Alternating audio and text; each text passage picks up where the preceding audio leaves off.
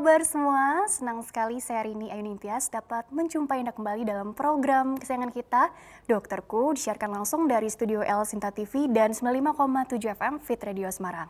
Seperti biasa, selama 1 jam ke depan, kami akan menyajikan informasi seputar kesehatan Anda dengan tema spesial kali ini, yaitu mengenai pemulihan pasca operasi dengan teknik ERAS. Bagi Anda yang ingin bertanya langsung, silakan di 021 2520 666 atau bisa juga kirim pertanyaan Anda ke email kami di dokterkuelsinta@yahoo.co.id. Dan hari ini kita kehadiran dengan Dr. Dian Citra Resmi SPAN. Beliau adalah dokter spesialis anestesiologi dan terapi intensif dari RSIA Bunda Jakarta. Kita sapa dulu Dr. Dian yang sudah hadir di samping saya tentunya. Assalamualaikum warahmatullahi wabarakatuh, Dr. Dian. Waalaikumsalam warahmatullahi wabarakatuh. Kabarnya bagaimana? Alhamdulillah baik. Alhamdulillah baik, alhamdulillah sehat juga. Walaupun ini di tengah pandemi, kita semua tetap harus jaga kesehatan kita, imunitas kita supaya tetap bugar begitu ya, Dok. Benar. Ya. Amin. Dokter, hari ini kita mau bahas seputar pemulihan pasca operasi dengan teknik ERAS gitu ya. Ini kan terkesan belum terlalu populer mungkin ya bagi sebagian orang, tapi beda dong dengan dokter spesialis anestesiologi seperti dokter nih. Mungkin ada pandangan tersendiri nih. Mengapa sih tema ini sangat menarik untuk kita ketahui, dokter? Apakah memang teknik ERAS ini tentunya semakin hits belakangan ini, atau mungkin ada penjelasan khusus, dokter? Karena kan kita sering dengar juga sih, walaupun tidak terlalu paham gitu ya, Dok ya. Ya, biasanya pasien-pasien yang akan dilakukan operasi, kita ketahui biasanya pasti akan ada tingkat kecemasan, ya, kemudian rasa takut yang berlebih, kemudian baik itu nyeri dan bagaimana, aduh nanti setelah operasi nyeri banget nggak ya? Nah, jadi belum dilakukan apapun, biasanya udah pada takut ya. Visualisasinya tuh udah terbangun seperti itu, Iya, Dok. jadi kadang-kadang kalau setelah operasi juga, pasien-pasien juga biasanya karena ketakutan untuk nyeri itu juga takut ya untuk bergerak dan lain sebagainya, sehingga biasanya akan memperlambat penyembuhan dari operasi dan kualitas untuk ke depan penyembuhannya ya. Memang pada awalnya ERAS ini sudah diperkenalkan sebenarnya di Amerika tuh udah 20 tahun yang lalu. Udah lama. Sebenarnya udah lama ya. Memang justru pertama kali itu diperkenalkan pada operasi yang bukan sesar, malah operasinya yang susah. Ya, jadi kalau bahasa medisnya itu kolorektal. Jadi area sekitar usus ke bawah gitu ya, yang biasanya butuh penyembuhan lebih lama gitu ya. Sedangkan untuk di Indonesia sendiri sebenarnya juga guru saya nih Dr. Susilo udah cukup lama memperkenalkan gitu dokter, ya. disapa dulu. Dr. Susilo. Tetapi ya memang semenjak pandemi ini jadi kita agak kesulitan ya. Jadi ya memang kita melalui webinar dan lain sebagainya untuk 1 tahun terakhir ini. Oke, jadi ERAS ini kepanjangan dari Enhanced Recovery After Surgery, di mana untuk meningkatkan pemulihan pasca operasi gitu ya. Jadi pasien nggak merasa takut, kemudian bisa melakukan mobilitasnya jadi lebih cepat, sehingga penyembuhan luka operasi juga jadi lebih baik ya. Dan memang ini secara kesinambungan ya, baik dari semenjak dari persiapan operasinya, kemudian selama operasi maupun setelah operasinya ya. Di mana yang kita perkenalkan di ERAS ini untuk sebelum operasinya itu boleh minum. Nah, biasanya kan harus puasa lama gitu takut ya. Takut lemes, kelaparan. Iya, suka saking takut, takut kenapa-napa operasinya, bener-bener puasanya malah suka kelamaan ya. Nah, itu akan mempengaruhi kualitas dari kebutuhan cairan nutrisi begitu ya, Dok ya. Benar, dan pastikan kalau orang cemas itu kadang-kadang malah jadi pusing, lemas, padahal sebenarnya glukosanya juga, gula darahnya juga udah jadi rendah ya, ngedrop gitu ya, Dok ya. Oke. Tapi ini menarik ya, Dok ya, bahkan di negara-negara maju yang aku baca sekilas juga kan ini ERAS ini kan udah jadi mindset utama gitu ya, Dok ya. Terus bahkan Amerika, Jepang ya seperti itu ya, Dok ya. Ini kan udah populer lah ya ERAS ini. Di sini juga sebenarnya juga sudah mungkin udah cukup dilakukan banyak juga, tapi mungkin makin kesini kita jadi makin dengan apa ya, era media sosial juga gitu ya, kita mengakses informasi jadi jauh lebih banyak gitu ya dok ya. Tapi sebenarnya tadi dokter bilang gini, dulunya kan operasi umum nih, terus kesini tadi ada yang istilahnya untuk mungkin ibu-ibu gitu ya, atau yang bunda-bunda yang sedang hamil mau melahirkan gitu. Jadi apakah memang operasinya jadi lebih banyak digunakan juga yang untuk mungkin sesar atau apa begitu ya dok ya? Iya, untuk di rumah sakit kami sendiri sebenarnya ini bisa digunakan untuk beberapa jenis operasi sebenarnya. Mungkin diharapkan untuk semua operasi dengan keadaan tertentu. Artinya pasien dalam keadaan yang optimal, tidak ada suatu penyakit atau keadaan yang membutuhkan perhatian yang lebih. Contoh kayak misalkan pasien dengan perdarahan, ya nggak mungkin kita aerasin ya. Kemudian pasien-pasien yang memang dengan hipertensi berat atau penyakit lain sebagainya, nggak mungkin kita segerakan untuk pemulihannya yang harus stepnya lebih cepat ya. Jadi memang kita khususkan ini untuk pasien sesar dulu. Jadi ada kriteria ya dok? Di mana pasien-pasien juga di sini yang kita utamakan ya memang dalam keadaan tidak ada masalah yang tadi sebelumnya disebutkan. Dan dengan harapan ya yang pasti proses penyembuhannya jadi lebih cepat, rawat inapnya juga jadi lebih singkat, apalagi dengan keadaan pandemi seperti ini ya. Jadi kan pasti banyak pasien juga nggak pengen lama-lama lah ya di rumah sakit. Biaya yang dikeluarkan jauh lebih minim gitu ya dok ya. Betul, gitu. Jadi banyak keuntungannya dengan menggunakan teknik eras ini. Selain mempersingkat waktu, biaya juga kan pasti membuat pasien senang ya, lebih happy dong. Iya dong tentunya dok. Jadi seperti itu ya. Tapi ini berarti ada ini ya dok ya, ada persiapan dulu khusus sebelum dilakukan tindakannya dan pada saat tindakan dan juga pascanya ini juga intinya semuanya dipantau dengan timeline yang tentunya benar-benar berada di bawah pengawasan dokter gitu ya dok ya.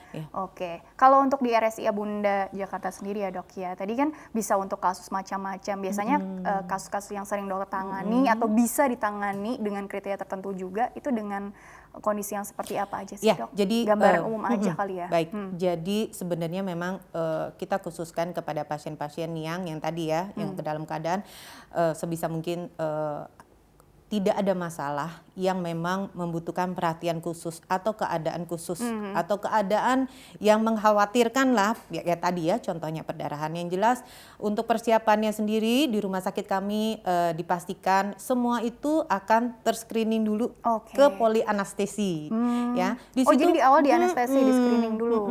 Ya di situ jadi kita sudah lama ini untuk adanya polianestesi di mana di polianestesi itu kita akan memeriksa kondisi pasien, kemudian menjelaskan bagaimana teknik-tekniknya, kemungkinan apakah mungkin ada sakit sehingga kita bisa mengkonsulkan lebih awal sehingga pasien pada saat operasi jadi lebih optimal ya. Nah di polianestesi itu jadi kita menjelaskan juga bagaimana pasien itu sebaiknya di konsep eras ini sebaiknya memang tetap sama puasa ya. Puasa penting untuk persiapan operasi ya. Biasanya puasa 6 jam kan ya sebelum operasi, yang kemudian di erasi ini kita memberikan cairan yang mengandung karbohidrat yang tadi untuk sumber tenaganya ya. Tenaga salah satunya, kemudian mengurangi kecemasan pasien. Katanya secara kalau psikologis juga lebih tenang gitu ya dok ya. Ya tadi kalau orang pasien dengan kecemasan biasanya suka pada lemes ya. Jadi kalau dikasih karbohidrat agak sedikit lebih bahagia katanya ya gitu. Nah perutnya tenang juga dok ya. Jadinya di 2 jam sebelum operasi kita akan memberikan cairan mengandung karbohidrat ya, dimana untuk tujuannya apa? Untuk memberikan hidrasi dan nutrisi tadi. Terhidrasi dengan baik lah ya. Jadi pasien nggak terlalu lemas, mengurangi kecemasan dan lain sebagainya. Kemudian dari selama operasinya sendiri, yaitu kita ada pemilihan obat-obat anestesi di mana ditujukan supaya pasien itu nanti lebih cepat untuk beraktivitas tanpa ada rasa sakit. Pemulihannya lebih awal gitu ya. Jadi kita menggunakan memang berbagai macam anti nyeri, ya. Dimana kita tahu kalau obat itu kan pasti ada dosis maksimalnya ya. Nah, untuk menghindari maksimal dosis ini kita memberikan berbagai anti nyeri. Oke, tapi gitu. tentunya dengan perhitungan yang sangat matang ya dok ya. Nah, kemudian setelah operasinya itu sendiri, yang paling penting nih. Coba justru, ditahan dulu kali ya dok ya, buat teaser nih. Kita lanjutkan nanti di segmen selanjutnya biar lebih seru lagi nanti ya dok ya, biar panjang gitu kan penjelasannya. Oke, pemirsa jangan kemana-mana, tetaplah bersama kami akan kembali sesaat lagi.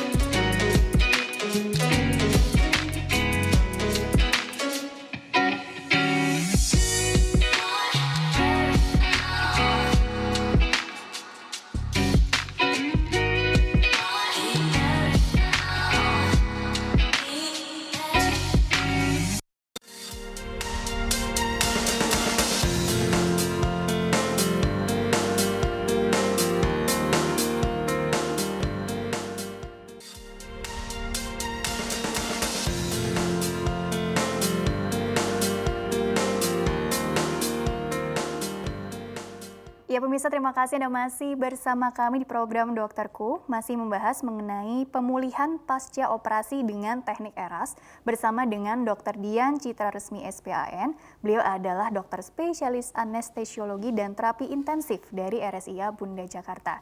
Bagi Anda yang ingin bertanya, silakan di 021 2520 666 atau bisa juga kirim pertanyaan Anda ke email kami di dokterkuelsinta@yahoo.co.id. Dokter, dilanjutkan kembali ya Dokter Dian ya. Jadi mungkin nanti pemirsa nih sudah banyak yang melihat video-video juga ya. Walaupun pendengar radioan sayangnya tidak bisa melihat ya. Tapi nanti dokter bisa paparkan lebih detail lagi deh. Sebenarnya begini dokter, tadi dokter bilang kan ini efeknya sangat menguntungkan untuk sisi psikologis pasien dan tentunya pendamping pasien, suaminya atau mungkin pasangannya dalam artian keluarga gitu ya gitu. Nah jadinya atau caregiver deh bisa dibilang seperti itu. Kalau kita bicara tadi keuntungannya, oke kita sekarang bahas yang pasca operasinya gitu ya dok ya. Jadi kenyamanannya ini seperti apa sih yang bisa digambarkan ataupun juga keamanannya itu sendiri karena kan biar bagaimana patient safety itu adalah yang nomor yang kita pertama utamakan gitu ya. Oke, seperti apa dokter? Jadi untuk pasca operasinya sendiri ini justru yang menjadi keunggulannya di era sini, di mana biasanya pada umumnya setelah operasi kita ada di ruang pulih gitu kan ya, pada banyak bobo cantik gitu kan. Bobo cantik. Nah di era sini memang kita memberikan kesempatan untuk istirahat dulu, kemudian memang antara 15 sampai 30 menit ada di ruang pulih, biasanya akan ibu kita coba untuk setengah duduk dulu untuk melihat ya. Untuk latihan mobilisasinya begitu dok. Dan sebenarnya itu memberikan sugesti juga ke pasien ya untuk tidak takut mobilisasi. Takut gerak gitu ya. Karena kalau gerak kan ya tadi seperti tadi dibilang ya, kalau misalkan dia udah ketakutan, nanti stres, takut sakit gitu, nyeri. nggak mau gerak sama sekali. Nah itu akan mempersulit juga gitu ya. Jadi karena kita latih untuk setengah duduk dulu. Jika ada keluhan, ya kita pelan-pelan dulu ya. Nah di situ biasanya memang kita memberikan untuk, kenapa setengah duduk? Karena kita mau memberikan minum sama mengunyah permen kalau kita ya. Mengunyah permen. Teorinya pakai chewing gum. Kenapa sih harus mengunyah permen? Karena dengan mengunyah ya, biasanya kan ada ludah lah ya. Ada di mulut. Nah, itu kan akan merangsang gerakan usus. Ya. Tujuannya itu ya. Iya, karena kan kadang-kadang mungkin yang lama gitu ya, operasi yang teknik lama itu kan biasanya emang udah boleh makan minum, karena biasanya kan harus nunggu kentut katanya. Enggak. Ya. Jadi sebenarnya enggak seperti itu. Ini kalau mau dibanding-bandingkan, walaupun mungkin ada ininya sendiri-sendiri ya dok ya. Iya, ya kan dengan seiring dengan kemajuan teknologi, obat dan lain sebagainya, segala sesuatu itu jadi lebih dipermudah lagi gitu kan ya. Nah itu yang kita perkenalkan, sehingga pasien di awal sudah mulai kita mobilisasi dan diberikan untuk mencoba untuk pemberian makan minum itu biar lebih cepat. Udah full atau bagaimana dong? Konsepnya sebenarnya secepat mungkin, dalam arti nggak langsung makan padang gitu ya. Jangan dong, nanti perutnya kaget ya. Kan abis puasa. Ya, jadi secara pelan-pelan dulu, di mana ya tadi kalau di kita karena secara teori kan memberikannya mengunyah permen karet, tapi kayaknya saya sendiri nggak suka tuh permen karet gitu ya. Kayaknya orang-orang pada lebih nyaman pada makan permen ya. Nah, kemudian di situ akan kita lihat, tetap kita observasi apakah dari kontraksi rahim dan lain sebagainya, yang tadi pasien safety tersebut ya, akan kita pantau juga. Nah, kemudian setelah 30 menit selanjutnya, biasanya kita bantu, Bu, yuk kita coba duduk di ujung tempat tidur ya. Sebenarnya itu juga kan lebih membantu sugesti pasien bahwa nggak sakit kan Bu, ya. Kalau misalkan si pasien itu udah tahu dengan bergerak, berdiri, apalagi bisa berjalan, oh iya nggak sakit dok, berarti nanti dia nggak akan takut di ruang perawatannya untuk dia memobilisasi dirinya untuk lebih cepat. Jadi kondisi fisik dan mental pasien ini benar-benar sangat diperhatikan ya dok ya. Karena kan ya. tiap orang juga beda-beda reaksinya terhadap apapun itu gitu ya dok ya. Ya tapi ya kita mengedukasi seperti itu kembali lagi, nggak semua pasien ya bisa langsung ayo Bu, nggak semua. Tapi kita pelan-pelan melihat kondisi psikisnya juga. Kenapa sih harus begitu? Kenapa harus buru-buru? Supaya kita tujuannya biar sampai di ruangan ibunya bisa menyusui dengan baik, posisinya nyaman, tanpa rasa nyeri, jadinya bayinya juga aman untuk disusui dengan posisi yang baik ya, sehingga dengan ibu bahagia, bayinya juga aman, itu akan merangsang produksi ASI juga jadi lebih banyak. Betul. Gitu kan ya. Jadi lebih mempersingkat lagi rawat inap untuk di rumah sakit. Berarti ini 1 kali 24 jam atau bagaimana dokter? Apanya? Artinya di rumah sakitnya gitu, kemudian bisa katakanlah bawa pulang gitu, boleh pulang gitu? Ya, kebanyakan dari jurnal yang ditampilkan ya, memang di hari kedua biasanya sudah bisa pulang. Dengan teknik Erasmus gitu ya? Iya. Kalau 24 jam pertama biasanya kan ya bukan hanya yang masalah perlu anestesi. dipantau ya? Iya benar ya, apakah ya tadi untuk pasien safety-nya itu ya, apakah kontraksinya baik, kemudian apakah kita menghindari takutnya ada perdarahan. Biasanya kan pasien suka takut gitu ya. Dok, apakah dengan cepat bergerak ini aman gitu? Ada resikonya enggak gitu ya? Aman. Ya, karena kenapa kita observasikan ya di ruang pulih ya, dengan harapan setelah sampai di ruang perawatan udah baik. Gitu ya. Follow up-nya juga artinya gini kan, untuk kasus misalnya ibu yang baru melahirkan gitu ya, tim medisnya itu yang terlibat siapa aja selain dokter spesialis anestesiologinya juga, obginnya, kemudian apa aja sih? Karena kan tadi kan profil masing-masing pasien kan bisa beda-beda, belum lagi kalau ada faktor riwayat penyakit lainnya begitu ya dok ya. Jadi di era sini semua berperanan penting ya, baik itu dari administrasi, bidan, kemudian jadi kalau diurut dari awal ya pasti yang dokter kandungannya dulu ya. Betul. Terkandungan, dokter anestesi, dokter anak, baik itu pendaftaran, perawat di ruangan, apalagi dokter umum, bidannya, farmasi, Wah, ya semuanya kan? tuh ya, Semuanya satu tim. memegang peranan penting dan terlibat.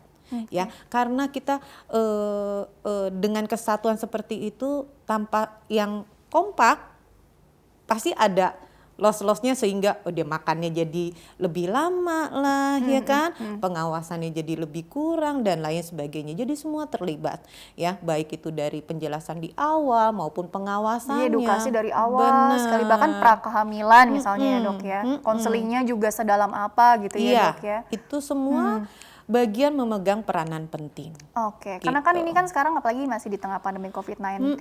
Nah ini kan tentunya apakah ini jadi lebih apa ya, solutif juga begitu dokter? Karena kan tadi ya dok ya, kita nggak mau terlalu lama-lama gitu ya di rumah sakit sebisa mungkin sih gitu ya. Walaupun ya tergantung dari kondisi nanti di lapangan seperti apa. Jadi apa yang perlu diedukasikan juga kepada pasien dan keluarga pasien agar tetap apa ya, tahulah paham untung apa ya, untung rugi atau mungkin resiko-resiko yang bisa aja gitu terjadi. Yang jelas pada prinsipnya tadi memang di polianestesi ya. Jadi kadang-kadang ada pasien nggak perlu ke polianestesi, jangan. Justru di polianestesi ini kita akan menjelaskan berbagai konsepnya, proseduralnya termasuk persetujuan. Ya, apakah dari segala efek samping dan lain sebagainya, mengerti jelas. Nah, itu kan yang penting gitu ya. Benar-benar paham. Itu yang nanti ya termasuk kayak tadi harus apa sih, persiapannya apa sih, ya kan. Nanti kalau bagaimana setelah operasi atau kemungkinan efek apa yang bisa terjadi, terus penanganannya gimana sih dok? Biasanya ada penjelasannya di polianestesi tersebut ya. Jadi dengan dari situ kita tahu pasien itu optimal layak untuk kita eras atau tidak.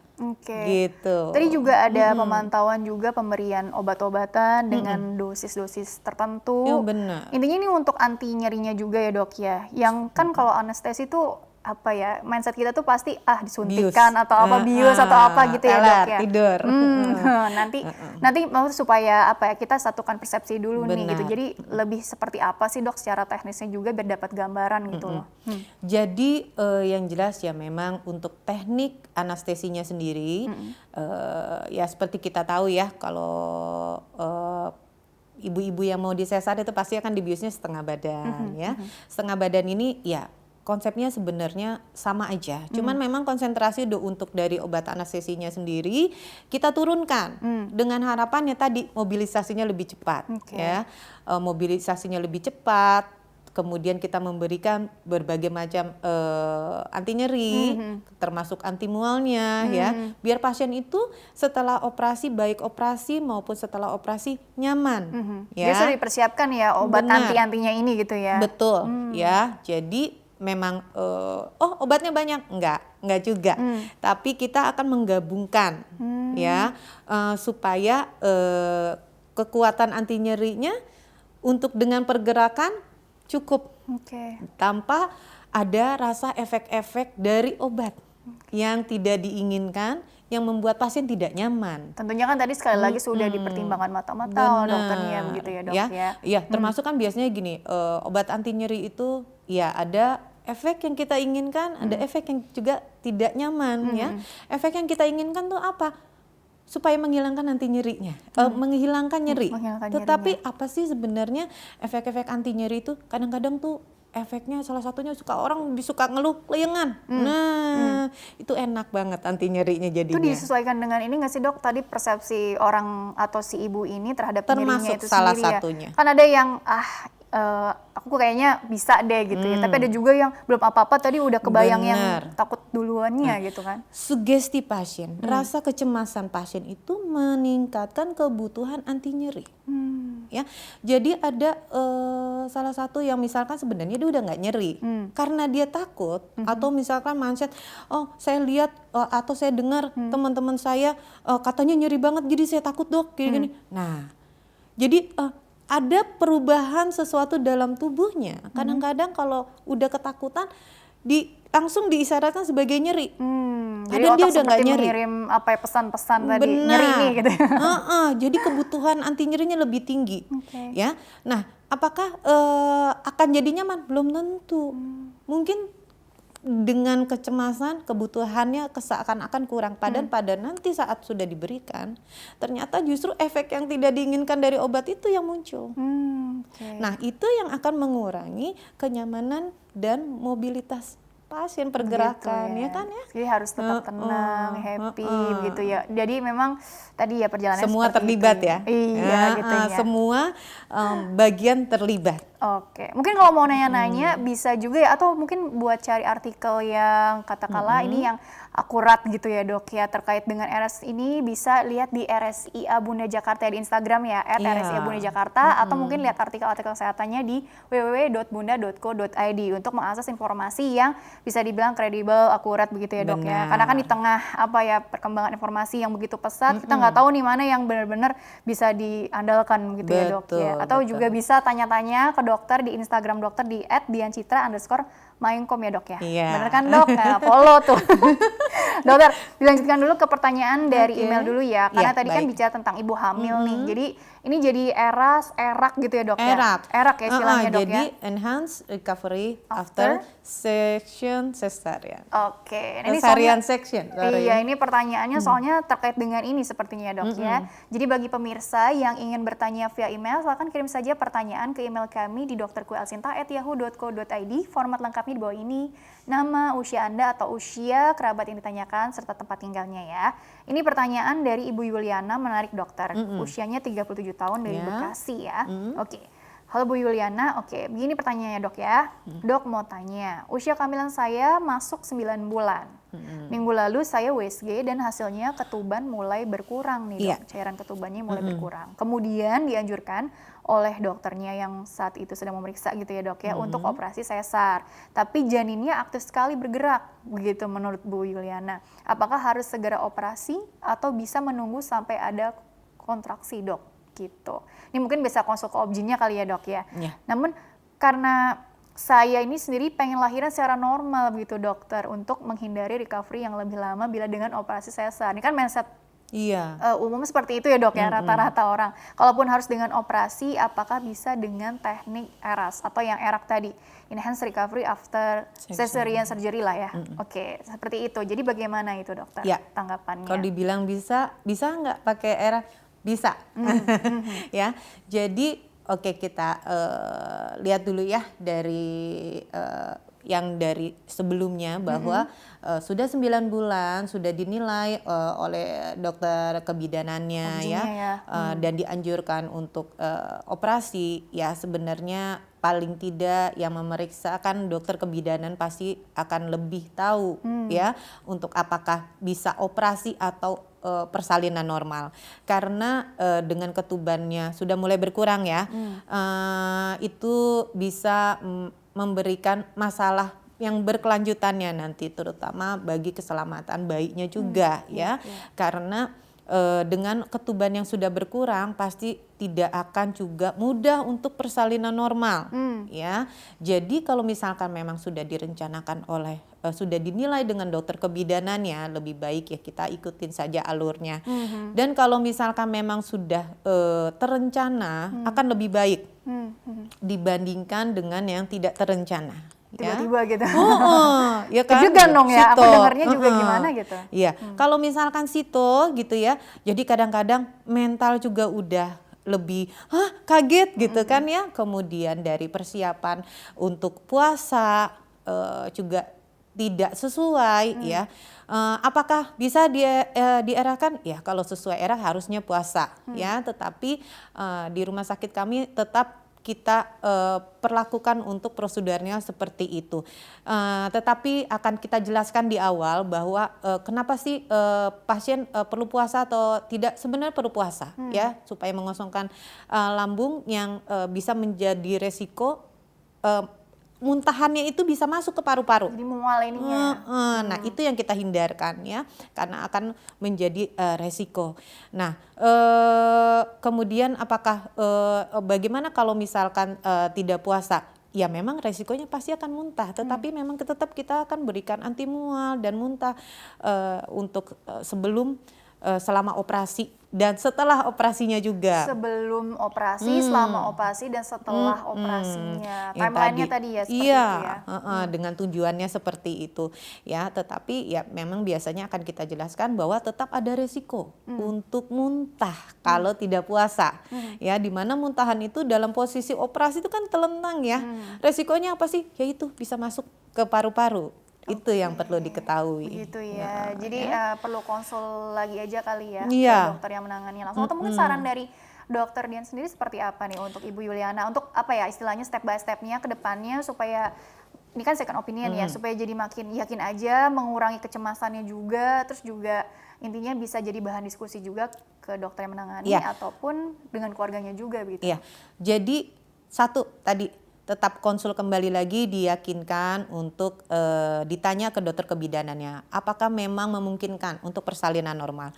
Kalau tidak memungkinkan, ketidakcukupan dari ketuban tersebut, ya udah dilakukan saja operasi ya. Dengan dioperasi nggak usah takut apakah nanti takutnya lama seperti penyembuhannya seperti yang suka nanti dengar lebih lama daripada operasi melahirkan normal.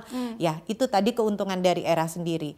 Yang penting niatnya kita juga untuk bisa cepat sehat, cepat bisa menyusui. Nah, tadi sugesti dengan ketakutan untuk operasi, setelah operasi itu mempengaruhi juga. Sebenarnya selama kita ikhlas lah ya, ikhlas untuk apa memang keputusannya harus dioperasi, kemudian yakin bisa cepat penyembuhan dan lain sebagainya, semua bisa. Oke, Gitu ya. seperti itu ya kurang lebih ya sarannya untuk Bu Yuliana ya. Oke, Dok, ini sebenarnya kalau kita bilang nih dengan RS ini sendiri, kita jadi secara nggak langsung ya dokter pun mengedukasi pasien untuk memanage rasa nyerinya itu juga ya dok ya. Jadi memang kalau dibilang manajemen nyeri itu seberapa penting ya penting sekali tentunya. Tadi ada pemberian obat, terus juga bagaimana secara fisik dan mental berusaha untuk semacam dilatih juga ya dok supaya jadi jauh lebih siap dengan segala kemungkinan yang ada, tentunya dengan persiapan yang khusus juga, yang jadi matang lebih juga. nyaman ya.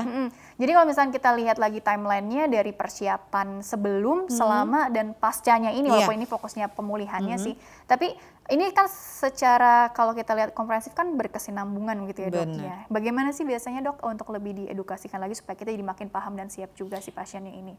Ya, kembali lagi tadi ke polianestesi. Ya, di situ akan kita jelaskan mengenai persiapan harus puasa, apa sih Kak resikonya kalau tidak puasa. Kemudian ya gitu jangan lupa untuk minum di 2 jam sebelum Cairannya operasi. bisa apa berupa teh atau jus? Sebenarnya jus bisa. Yang penting tidak ada ampas. Tetapi apakah tidak ada ampas ya? Jadi artinya yang benar-benar kalau judulnya kan kita clear fluid gitu ya, jadi cairan bening. Kenapa sih ada ampas ya tadi? Biasanya kalau misalkan ampas dia akan bertahan lama di lambung, apalagi nggak boleh susu. Nggak boleh Iya, nggak boleh susu. Kenapa?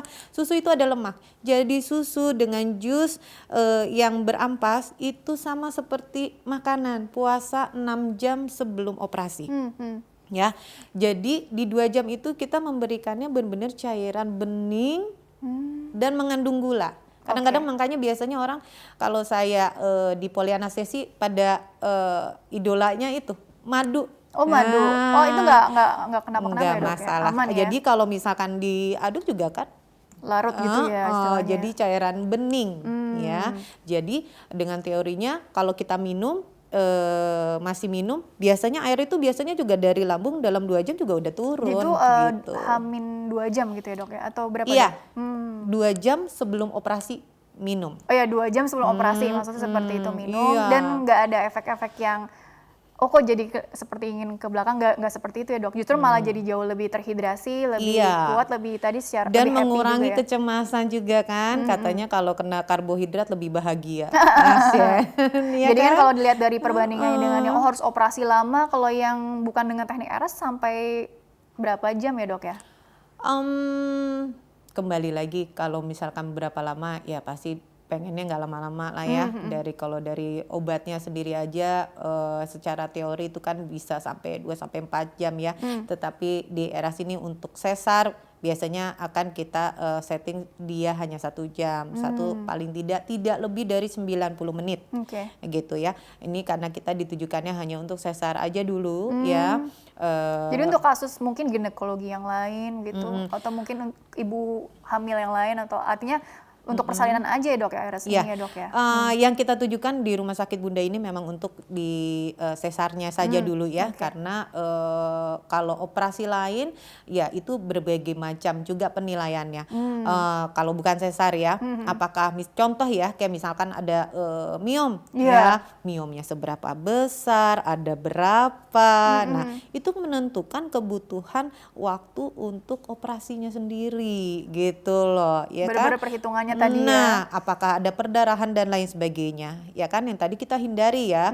Untuk pasien-pasien yang resiko untuk terjadi perdarahan enggak kita eraskan gitu ya. Gitu ya, jadi lihat-lihat juga ada kontraindikasinya atau enggak gitu dok? Cenderung bukan kontraindikasi dibilangnya ya. Ya pemilihan pasien Kriteria lagi ya, sekali lagi kriteria lagi apakah ini cocok untuk diterapkan dengan konsep ERAS ini atau tidak ya gitu. Karena nggak mungkin pasien perdarahan resiko perdarahan dengan perdarahan banyak, nggak mungkin lah kita langsung mobilisasinya ayo cepat dah. Realistis juga ya dok ya. Jadi memang akan kita nilai lagi gitu. Jadi tadi sekali lagi memang screening di awal nih yang di polianestesi ini benar-benar sedetail itu. Betul. Terus juga mungkin ada edukasi lain juga nggak sih dok pada saat mungkin pasiennya juga ya dok ya. Apakah ada obat-obat anti nyeri juga yang bisa dibawa pulang ke rumah apakah mungkin setelah dinyatakan oh boleh pulang nih gitu ya. Ya udah tidak perlu katakanlah follow up lagi atau mungkin ada apa yang perlu dipertimbangkan? Sebenarnya kita edukasi dininya itu selain di polianestesi itu ada di ruang pemulihan tadi ya, di mana kita akan memberikan support dan edukasi kepada pasien di situ bahwa tidak usah takut, bergeraknya harus lebih cepat. Pun kalau misalkan memang masih nyeri, bilang dan akan kita berikan anti nyeri. Jadi nggak usah takut ya. Mengenai obatnya, yaitu obatnya kita malah justru lebih diminimalkan yang standar biasanya justru banyak digunakan. Sehingga pada pasien pulang ke rumah itu juga anti nyerinya nggak yang hebat-hebat dan yang aduh ini harus dokter yang memberikan. Biasa aja yang biasa kita minum untuk mengurangi anti nyeri. Oh yang umum aja ya, yang dosisnya juga yang rendah-rendah aja gitu dok? Sesuai lah. Intinya sesuai dengan kondisi atau kebutuhan pasien lah ya. Kembali lagi seperti itu ya. Jadi pokoknya intinya kita ingin membuat pasien itu lebih nyaman. Ya kan? Jadi happy, merasa baby nyaman happy mother. Dan aman. Iya, nyaman dan aman. Jadi kan kalau misalnya ibunya happy, suaminya juga tadi ya. Pasti dong. Neneknya, kakeknya, siapa lagi? Semua sebut deh. Kalau lebih cepat perawatannya, semua happy. Amin. Dokter, kita jeda dulu sebentar ya. Nanti lanjutkan di segmen terakhir ya. Oke, pemirsa jangan kemana-mana, tetaplah bersama kami. Kami akan kembali setelah pesan-pesan berikut ini.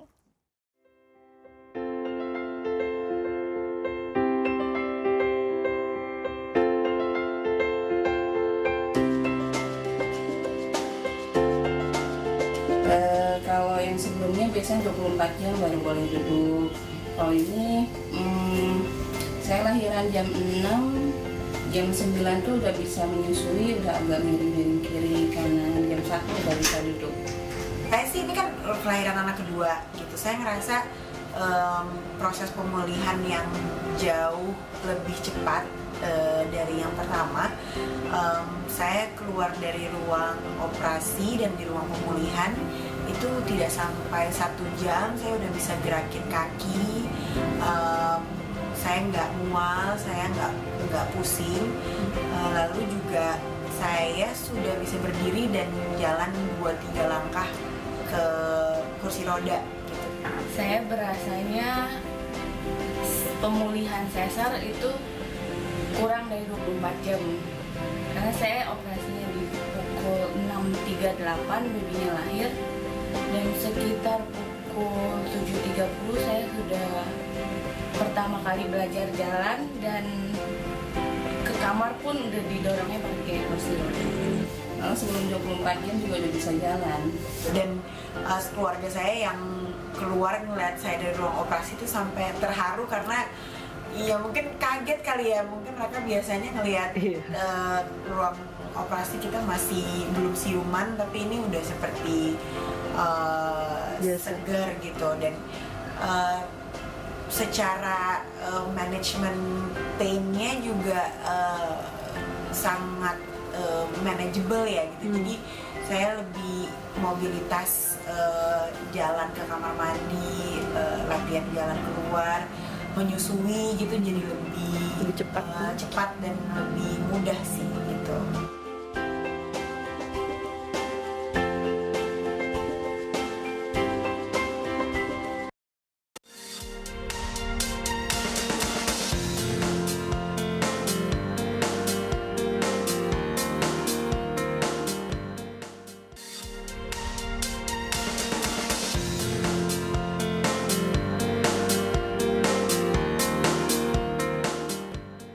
Ya pemirsa, terima kasih Anda masih bersama kami di program Dokterku, masih bersama dengan Dr. Dian Citra Resmi SPAN.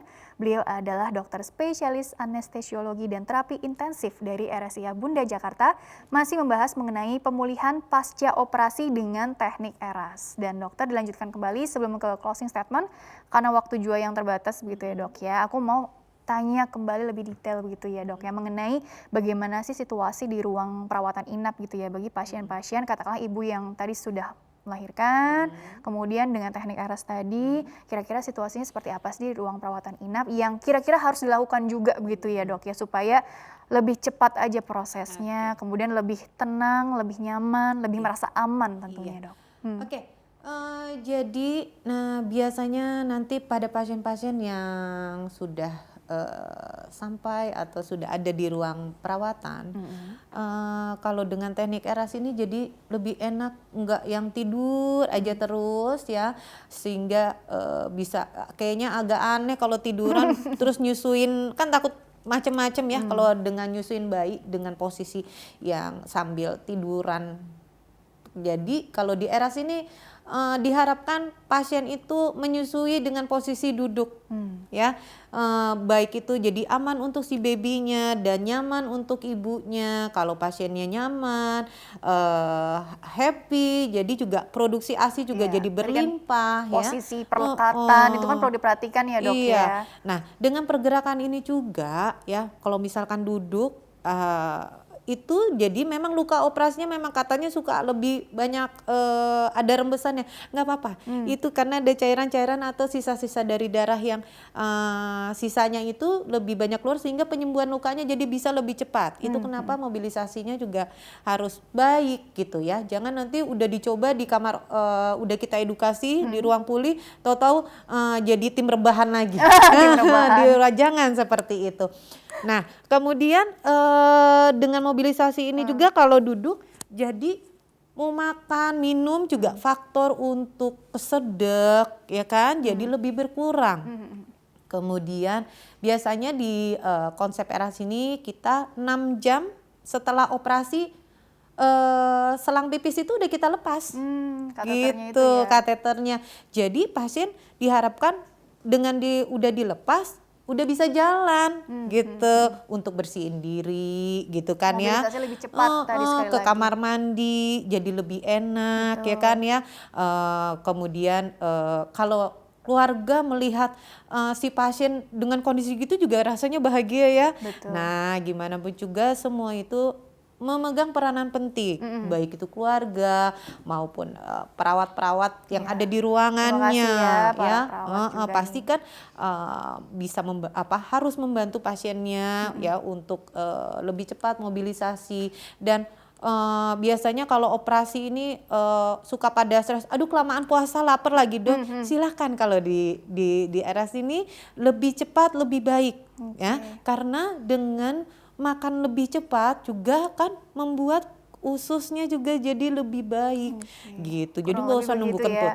Jadi goal untuk mencapai persalinan yang aman, nyaman dengan teknik ERAS ini tercapai begitu ya dok ya. Jadi nyaman kan. Betul. Ya kalau komunikasi juga itu. Tadi dengan dokternya penting sekali. Kalau ada yang mungkin nggak nyaman atau apa, selalu Benar. ditanya bagaimana Iya. solusinya juga ya. Benar. Gitu ya. Oke Ya, dokter. jangan takut bertanya. Karena waktunya juga terbatas, jadi Baik. kesimpulannya boleh dokter sedikit aja mengenai tema hari ini kepada para bunda-bunda yang mungkin sedang mengikuti program ini ya. Oke, Silakan. jadi untuk para bunda-bunda yang akan melakukan persalinan, apalagi kalau persalinannya ada di Rumah Sakit Bunda Jakarta, jangan takut untuk operasi, kecemasan dan berlebih, apalagi mikir yang macam-macam ya, yang membuat jadinya cenderung jadi cemas, depresi dan lain sebagainya. Jangan, karena itu akan mempengaruhi bayinya ya.